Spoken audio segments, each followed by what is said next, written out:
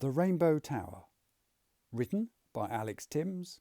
Illustrated by R H Stewart.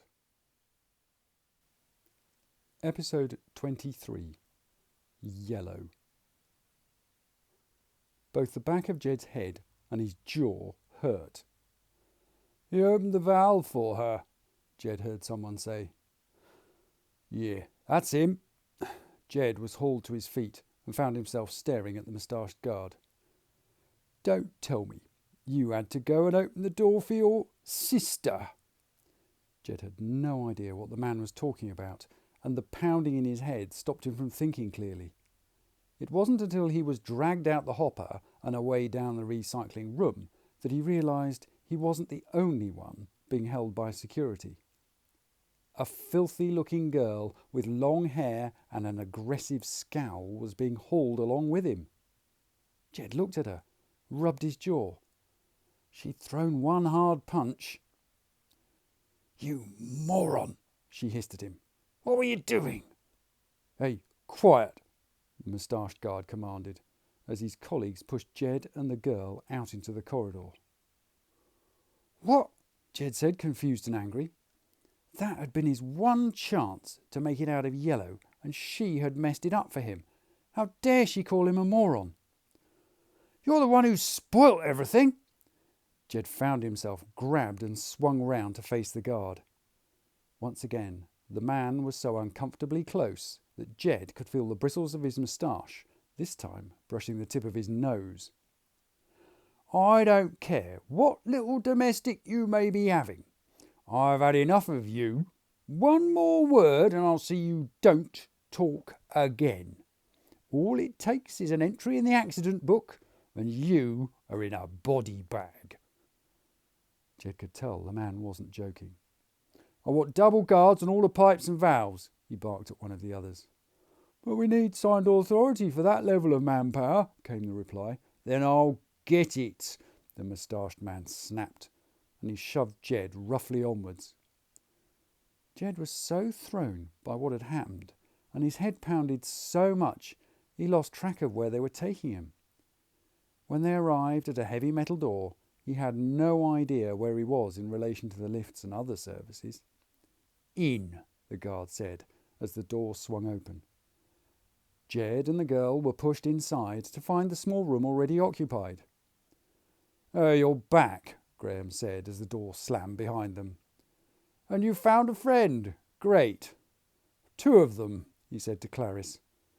"With hormones." "They brought us here after you escaped," Clarice explained. "It used to be some sort of cold room. There's no way out. We've checked." Jed slumped against the wall and glared at the girl. This was all her fault. She glared back. "Moron," she said again. "What do you mean I'm the moron?" Jed said crossly. "I was about to get away." "Well, thanks to you," she retorted. "There's now double the number of guards on every way in and out." "Thanks to me?" Jed shouted. "What the hell did you have to go and hit me for anyway?" His jaw still ached. "Because," she said, as if explaining to a particularly stupid toddler, "only guards or workers ever open valves. All I had to do was to overpower the one worker in there and I was free to find another empty pipe down. Only you got in the way." "Down?" Jed said, incredulous. "What are you going down for? I wanted to go up." The girl looked at him as if he were mad. "Up?" "Yeah, to Red." "Well, you really are as stupid as you look then," she said, folding her arms across her chest. "As I said," Graham added in a stage whisper to Clarice, "hormones." Jed turned on him. "Will you stop?" he began, but he didn't have a chance to finish. The door swung open and agitated yellow guards piled into the small space. Behind them was the reason for their nerves. It was a man in a lounge suit with an orange tie, flanked by 2 enforcers, only this time dressed in white robes rather than the blue Jed had seen before. The atmosphere in the room changed immediately.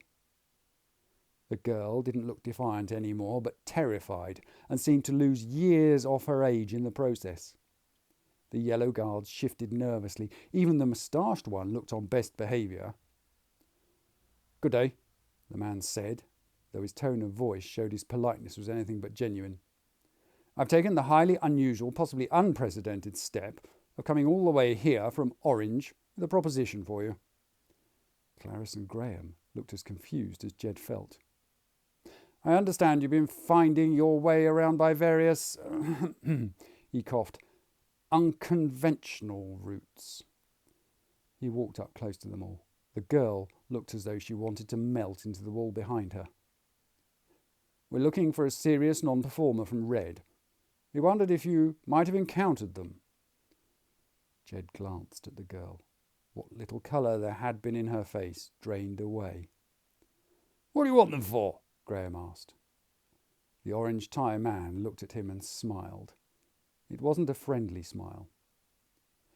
"We have some contractual irregularities we want to sort out." "You mean you want to kill them?" Clarice said, squaring up to the man and trying hard to ignore the enforcers. His smile vanished. "If you don't help me, then we'll have to look at your own contracts." Clarice glared at the man for a moment. The enforcers shifted slightly, just enough to make her aware of them, and she stepped back. There was silence in the room. The girl looked at her feet in a way that made it clear she would have liked to be anywhere else but here. "I know where they are," Jed said in a loud voice.